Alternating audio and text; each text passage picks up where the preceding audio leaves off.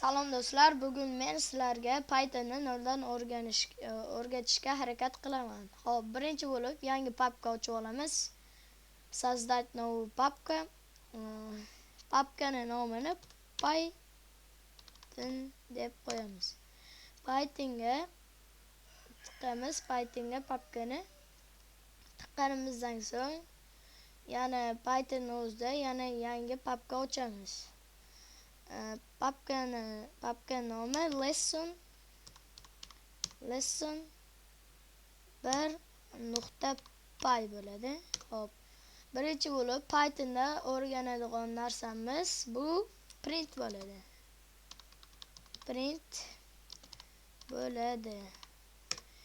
Xo'sh, print vazifasi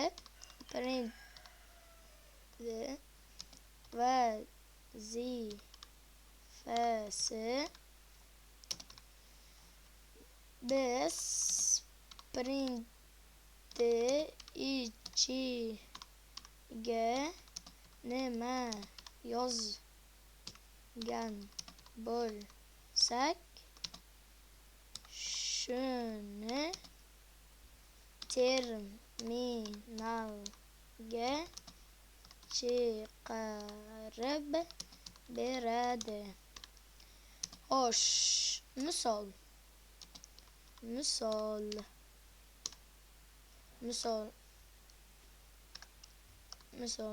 xo'sh, ikkitali qavs ochib olamiz. Mening ismim Ikromboy. Mening ismim Ikromboy deb ochdik. Hozir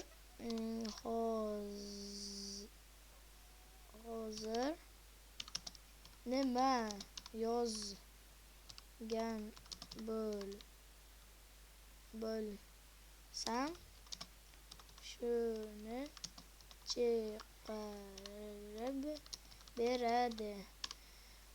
Pythonda printda plus minus ayirish qilish mumkin. Hozir sizlarga ko'rsatib beraman. Printda minus plus ko'paytiruv va bo'luv qilsak bo'ladi. Mana hozir sizlarga ko'rsatib beraman. Print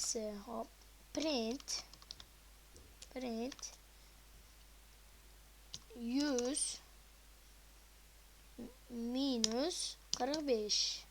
Hozir men terminalni bossam javobini chiqarib beradi. 55. Endi ikkinchisi print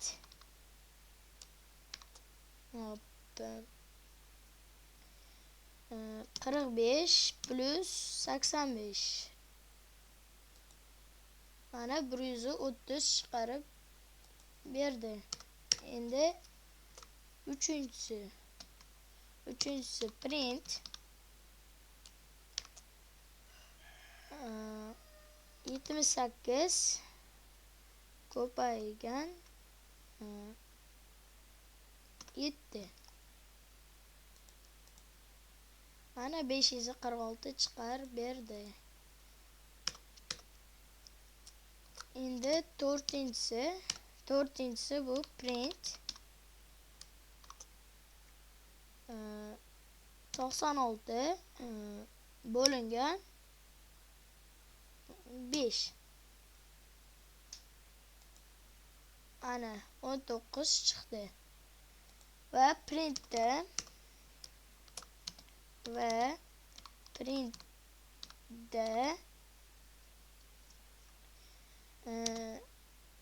so'z yozsangiz bo'ladi. Hop, masalan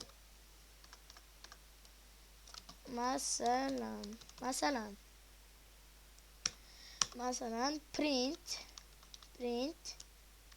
har xil ismlarni chiqarsangiz bo'ladi. Hop, men Ikromboy dedim. Ikkitali qaus qo'yish esimdan chiqdi. Unda xato beradi.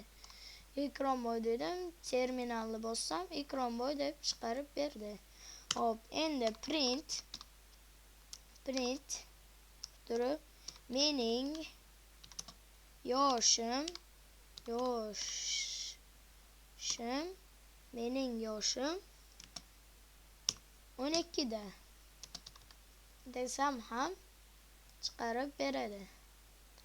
Xo'sh, bugungi darsimiz yoqqan bo'lsa, like bosish esdan chiqmasin.